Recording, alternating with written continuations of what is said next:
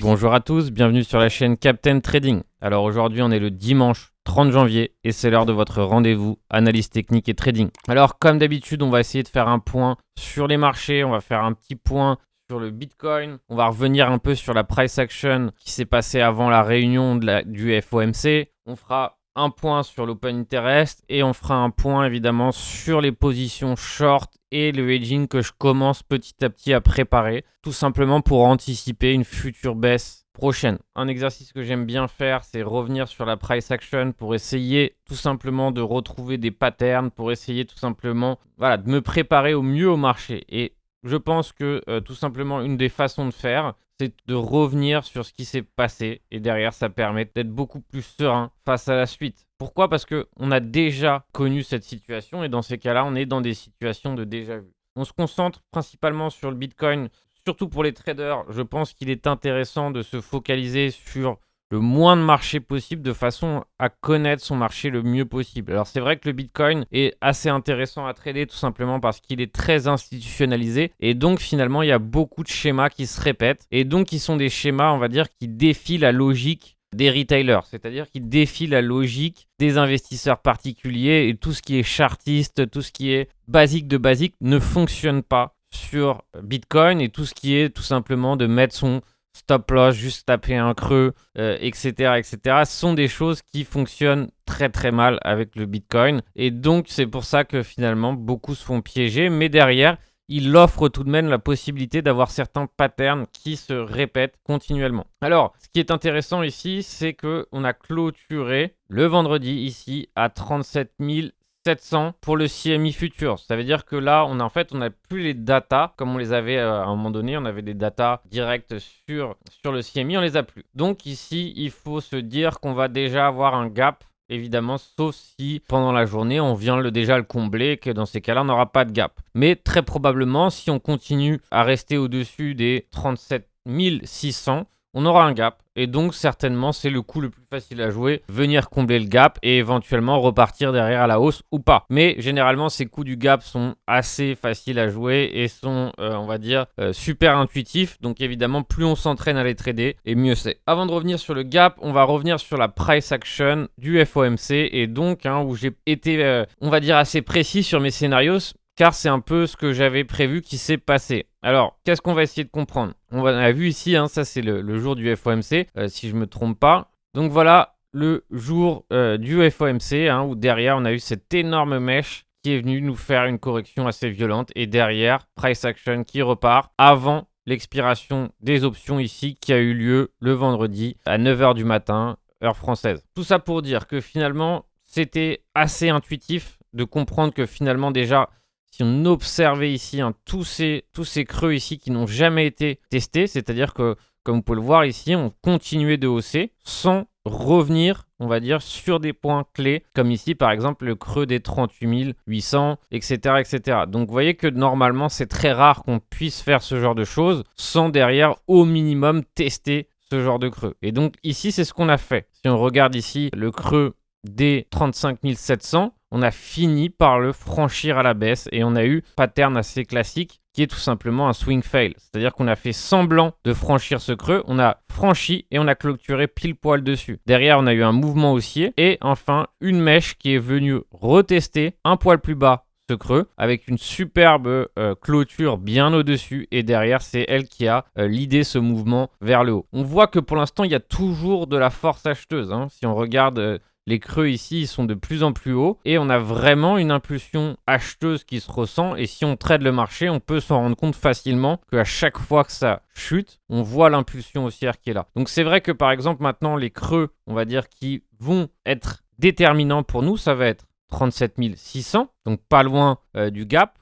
enfin 36 167 et enfin ce creux là où tout s'est passé, les 35 479. Alors tout ça pour moi, toutes ces zones-là sont des zones d'intérêt. D'accord ? C'est là où il y a de la liquidité. Vous devez, en tant que trader, penser où se trouve la liquidité. C'est ça qu'il faut tout de même réfléchir, c'est en termes de liquidité. Pourquoi? Parce que les grosses mains, les whales, parlent en liquidité. Pourquoi? Parce qu'elles ont besoin de liquidité pour pouvoir mettre leur mouvement en place sans que ça se voit, sans que ça soit un problème. Alors, pour moi, le niveau où se trouve la liquidité maintenant, c'est évident, c'est ici. Et donc, qu'est-ce que ça veut dire? Ça veut dire qu'ici, maintenant, une majorité des investisseurs et des traders pensent que c'est ici qu'il y a une résistance. Donc, ça veut dire que ici, tous ceux qui sont short actuellement doivent certainement avoir un stop loss juste au-dessus. Et donc, qui d'autre aussi pense que c'est un niveau intéressant? Eh bien, je vais vous le dire, et ça, c'est vraiment intéressant. Eh bien, c'est Moon Carl. D'accord, Moon Carl, donc, qui est un des youtubeurs américains les plus connus, ou en tout cas anglophones. Et derrière, évidemment, ce genre de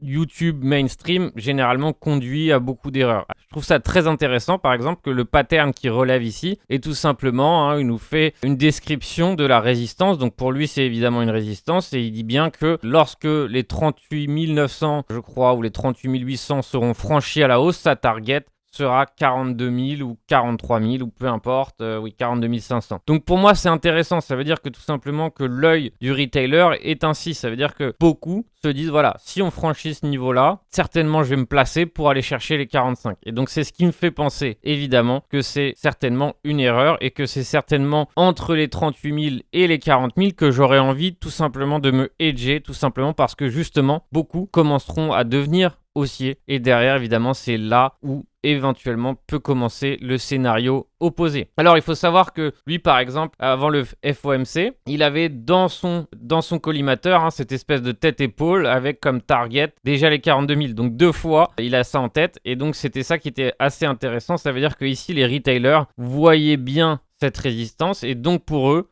franchissement de la résistance correspondrait donc à un achat. Et derrière, qu'est-ce qui s'est passé ? On peut regarder, c'est ici.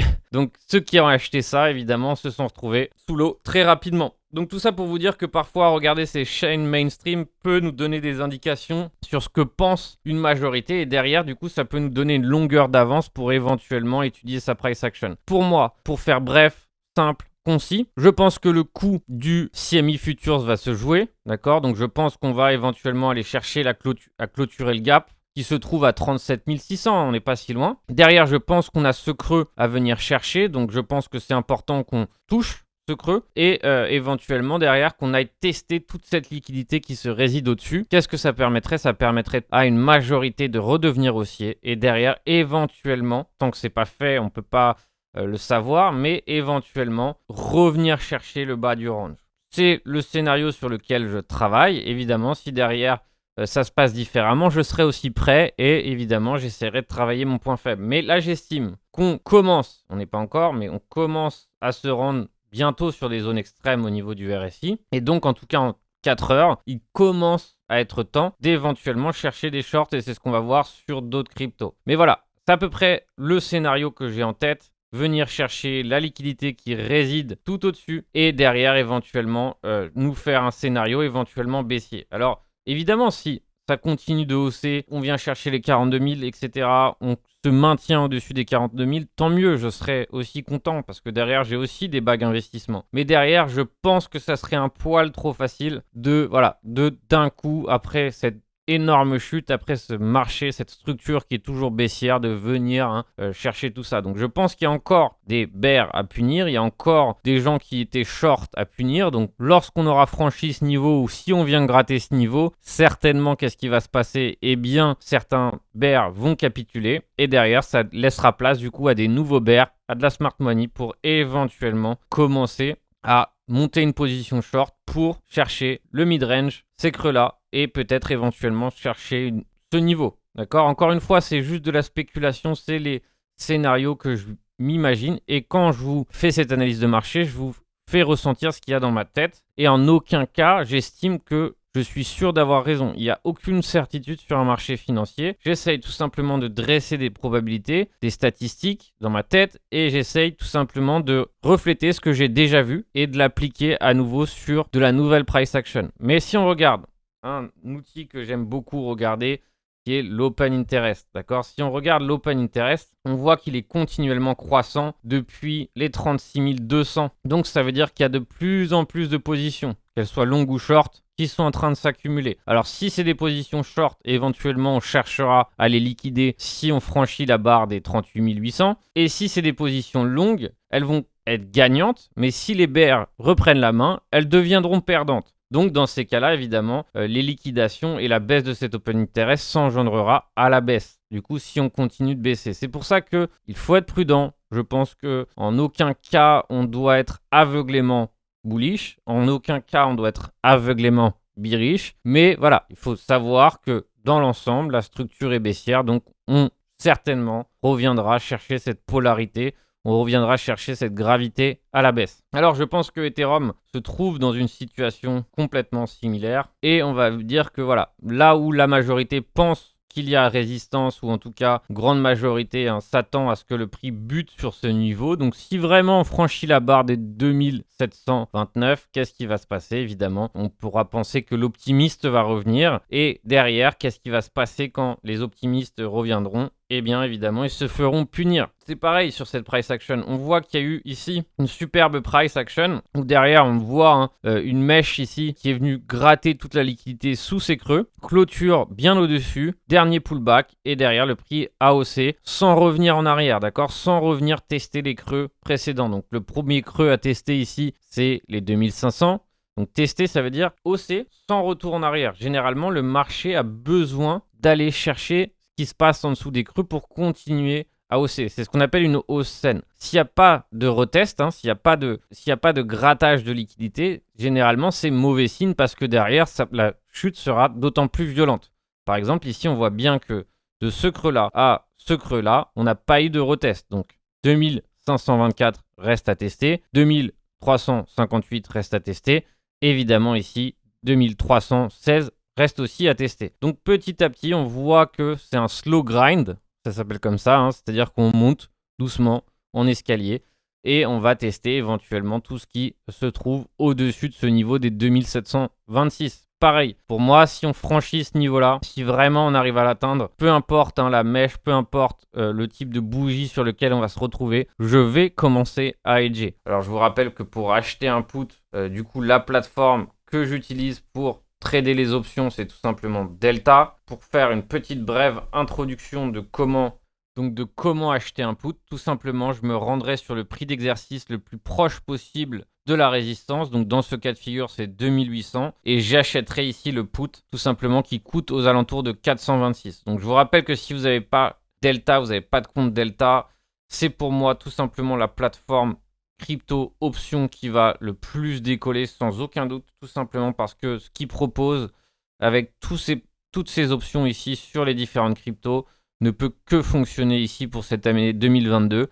Et donc c'est pour ça que je peux que vous recommander évidemment, si vous n'avez pas de compte Delta, d'ouvrir un compte Delta. Alors je vous rappelle que si vous passez par le lien du Captain, vous bénéficiez tout simplement de moins 10% sur vos frais et plus si vous déposez rapidement. Je crois aussi qu'il y a pas mal de bonus trading qui sont super accessibles et donc qui derrière sont de la free money tout simplement pour vous entraîner à trader. Dans les options, l'avantage c'est qu'on a du temps pour avoir raison. Dans un short, on préfère tout simplement, en tout cas pour ma part, je préfère rapidement avoir raison plutôt que de laisser longtemps une position devenir perdante. Là, l'avantage avec les options, c'est qu'on est tout simplement dans du risque limité. En plus, on va dire de l'Ethereum, du Bitcoin que je souhaite hedger, que je souhaite tout simplement protéger mon investissement face à la baisse, je serai aussi friand tout simplement de shorter les positions, les valeurs qui ont beaucoup augmenté ces derniers jours. Et je pense notamment au gaming, au metaverse. Alors le Send, le Mana sont deux cryptos qui ont un énorme run ici. Et pareil ici, on n'est pas venu tester de liquidité. Ça va très très vite, pour moi trop vite. Et donc dans ces cas-là, pour moi, c'est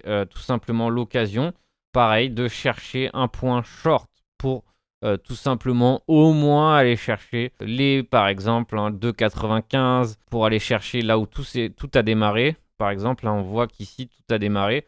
Ici, on a franchi ce sommet à la hausse. On a fait un creux supérieur au précédent. Et derrière, ici, tout a démarré par là. Zone sur laquelle je souhaite éventuellement m'aventurer sur un short. Alors, Encore une fois, ce risque to reward est encore à titre indicatif. Hein, c'est pas forcément le seul que je vais avoir, on verra. Mais voilà, c'est à peu près ça que je chercherai. Et donc, j'aimerais bien qu'on vienne chercher ces creux ici. Éventuellement, on puisse chercher ce sommet. Donc ça serait vraiment fort. Mais voilà, en tout cas, chercher ces creux ici serait ce qui m'intéresse le plus pour derrière commencer à préparer ma position. On voit qu'on démarre dans la zone extrême. Alors l'idéal, ça serait une petite divergence et éventuellement qu'on commence à repartir à la baisse. Et pareil pour le mana. N'oubliez pas, quand tout le monde est bear, quand tout le monde voit une baisse plus importante que les autres, dans ces cas-là, c'est là où on peut justement avoir le réflexe opposé, qui est de penser qu'on va éventuellement monter. Mais là, c'est vrai qu'on commence à aller très très vite. Et pour moi, on va trop vite. Alors évidemment, l'idée pour moi, c'est d'essayer de faire un peu l'opposé en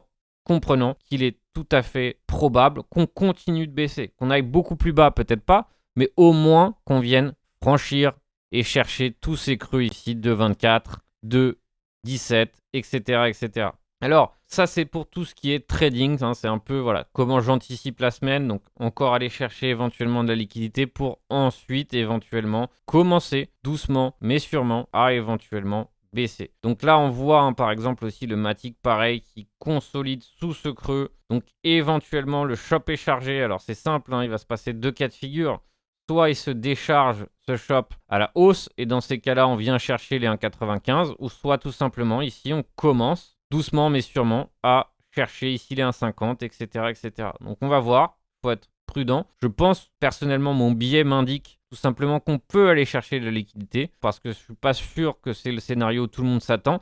Et généralement, c'est dans cette jambe où tout le monde est haussier, où là, les retailers commencent à être haussiers, et c'est généralement là qu'il faut justement être prudent, parce que c'est sur cette jambe-là que les grosses positions se servent de la liquidité des acheteurs pour vendre. Enfin, on va parler, petite section rapide sur l'investissement long terme, ma stratégie, en tout cas comment je procède. Et je pense que c'est très intéressant d'en parler brièvement, bien que ça ne soit pas, on va dire, la spécialité de cette chaîne. Alors il faut comprendre que je discerne parfaitement mon capital investissement avec mon capital trading. C'est-à-dire que pour moi, c'est deux choses qui sont complètement différentes. Rien à voir l'une avec l'autre. Mon trading, je cherche tout simplement à prendre des profits long, short, rapidement, à monter mon equity. C'est-à-dire que généralement sur FTX, par exemple, si on trade avec des leviers ou pas de levier, mais qu'on trade les contrats, tout simplement, on gagne de l'USD stablecoin. Donc derrière, je sais que je gagne, je perds, je gagne ou je perds des USD. Ça me permet de monter tout simplement mon porte-monnaie dollar. Alors qu'est-ce que je fais avec ce dollar ? Eh bien évidemment, 2 cas de figure s'offrent à moi. Le premier, me payer avec. Deuxième, acheter des crypto-monnaies. Donc derrière, qu'est-ce que je fais ? Si je gagne tant une semaine, je peux par exemple, et ce que je fais généralement, c'est que je réserve 20% de ces gains pour de l'investissement. Mais en revanche, qu'est-ce que j'ai ? J'ai à peu près 80% de capital qui est réservé au trading et j'en ai 20% qui est réservé à l'investissement. Alors, pourquoi j'en ai beaucoup moins d'investissement ? Parce que sur ce capital investissement, je n'y touche pas. Je ne peux pas l'utiliser pour faire quoi que ce soit. Donc derrière, évidemment, c'est une contrainte de mettre de l'argent de côté qu'on ne va pas utiliser pour plusieurs années. Et donc très souvent, qu'est-ce qui se passe ? C'est que la majorité ne sont pas prêts à accepter cette contrainte. Donc ils ont mis de l'argent qui ne sont absolument pas prêts à voir perdre en valeur. Et derrière, évidemment, très souvent, ils craquent au pire moment. Donc pour ma part, pour faire face à ce problème, j'essaye d'en avoir moins en investissement et d'en avoir plus en trading, parce qu'en trading, c'est dynamique. Je sais tout de suite si je gagne, si je perds. L'investissement, c'est beaucoup plus patient. Il faut attendre longtemps. Il faut accepter de voir son porte-monnaie perdre en valeur. Il faut accepter de le voir perdre 30% de temps en temps, de voir en gagner 20% de temps à autre. Et derrière, personnellement, vu que dans mon porte-monnaie investissement, j'ai pas beaucoup de valeur, je crois en ces valeurs. En tout cas, j'ai confiance sur le fait qu'elles puissent performer. Et donc derrière, qu'est-ce que je fais ? Je suis serein. J'en ai pas beaucoup, j'en ai moins qu'en trading, ou en trading, je suis dynamique. Et là, en investissement, tout simplement, je sais que petit à petit, je l'espère, évidemment, c'est ce qui s'est passé en 2018, où je suis resté plusieurs années sans récolter aucun fruit. Et un beau jour, les cryptos se sont réveillés à nouveau, les marchés se sont réveillés à nouveau. Et derrière, finalement, on a eu des performances de malade. Sur le Bitcoin, x20, x10, etc., etc. Sur d'autres altcoins, je préfère même pas en parler. Donc, c'est ça qu'il faut comprendre, c'est que l'investissement dort, mais derrière, au bout d'un moment, si on a bien choisi ses valeurs, et encore je le répète, si on a bien choisi ses valeurs, malheureusement beaucoup ne choisissent pas forcément bien leurs valeurs, et ça c'est autre chose. Mais en tout cas, il faut comprendre que son porte-monnaie investissement n'est pas pour toucher dans les prochains jours, donc ça ne sert à rien de le regarder tous les jours. Alors c'est pour ça que j'estime encore qu'on est dans une période excessivement intéressante pour faire du dollar cost averaging. Et faire du dollar cost averaging revient à acheter régulièrement des petits montants. Il faut comprendre que si on achète dans un marché baissier, c'est normal que notre DCA ne paraisse pas efficient, ne paraisse pas intéressant. C'est normal, tout simplement parce qu'on est dans un marché baissier. Alors, par exemple, le Alchimix, qui représente un DCA que j'ai pour plusieurs années, qu'est-ce qui se passe? Eh bien, j'en ai acheté ici, j'en ai acheté un peu plus haut, j'en ai acheté ici, j'en ai acheté ici, et maintenant, je vais en racheter ici. Donc, derrière, j'aurai un prix moyen. Mais si je regarde tout de suite mes gains, j'en ai presque pas. Donc, c'est ça qu'il faut comprendre. Donc, derrière, je ne mets pas un montant énorme, je mets un petit montant, le montant que je souhaite allouer à cet investissement. Alors, par exemple, il faut savoir que le Alchimix, pour moi, c'est un investissement que je considère tiers 4. D'accord? Donc, j'ai 4 tiers au minimum dans mes investissements. Donc, par exemple, pour moi, le Bitcoin, l'Ethereum sont du tiers 1. Tout simplement parce que c'est des projets top market cap, c'est les valeurs les plus connues, c'est celles qui ont, on va dire, le prestige. Et donc, c'est pour ça que derrière, si on investit dans du tiers 1, on a beaucoup plus de chances de réussir. Donc, qu'est-ce que je fais? J'alloue plus de capital au tiers 1 et j'alloue un plus faible capital, par exemple, au tiers 3, 4, comme Alchimix. Donc, Alchimix a plus de potentiel de hausse, mais a plus de potentiel d'échec. Donc derrière, c'est ça que j'essaie de discerner avec les différents tiers et les différentes allocations. Et donc c'est ça qui fait un porte-monnaie équilibré et qui permet aussi derrière de dynamiser un peu les prises de risque. Donc voilà une petite introduction, on va dire, de ce que je fais avec mon portefeuille investissement. Donc il faut savoir que l'investissement, il faut savoir que gérer un portefeuille, c'est, on va dire, une activité qui est complètement indépendant du trading. Les deux se ressemblent, mais sont deux choses complètement différentes. Alors, en tout cas, un conseil qui est primordial, ne mélangez pas les deux. Si vous avez un investissement, vous avez de l'investissement, gardez-le, ou faites vos recherches justement pour avoir des convictions plus solides. Donc, c'est le moment, maintenant qu'on est en marché baissier, où la majorité des acteurs ne s'intéressent plus aux cryptos, de faire des recherches, d'aller chercher des perles rares. Donc, pour moi, le principal, le plus facile, tout simplement pour pouvoir s'intéresser à un projet, c'est de le comprendre. Donc derrière, par exemple, j'ai beaucoup plus de facilité à investir dans des projets que j'utilise parce que derrière, je sais tout simplement à quoi ça sert. Je connais rapidement la concurrence, je connais rapidement son avantage. Donc voilà pour cette petite cours sur le DCA, sur le portefeuille. Et derrière, évidemment, on a essayé de faire un petit point aussi marché technique. Et je l'espère évidemment que ça aide une majorité d'entre vous à avoir un cadre de travail. En attendant, on se retrouve très rapidement sur les réseaux sociaux et je vous souhaite évidemment un bon trading à tous.